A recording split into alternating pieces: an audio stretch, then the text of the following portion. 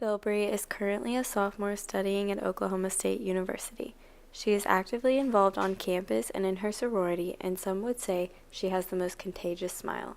But what most people don't know about Leah is that almost 3 years ago, as a junior in high school, her life was almost taken by a deadly bacterial infection.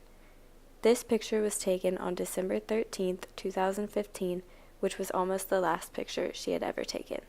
The actual day that I was admitted was the 14th of December, but I recognized symptoms on the 12th of December. So I woke up pretty early morning and I was just really dizzy, really lightheaded, just obviously didn't feel like myself. And it got to the point that I just was my mom wasn't home, she's out of town, and so I told my brother, I was like, Evan, I have to call an ambulance, I just don't feel right. So I called an ambulance, my dad meets us there, and they test me for the strep and the flu, and obviously both come back negative, and then they sent me home. And then over the course of 40 hours, my kidney collapsed.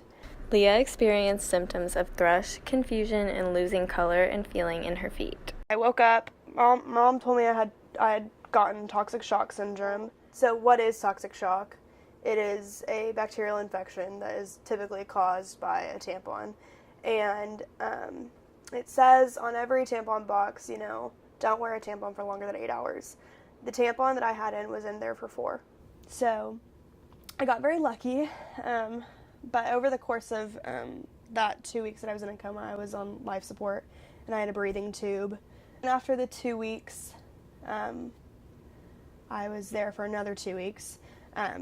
So I was in ICU for 3 total, and then moved to an actual normal out of the hospital for another week just in order to finish my antibiotic.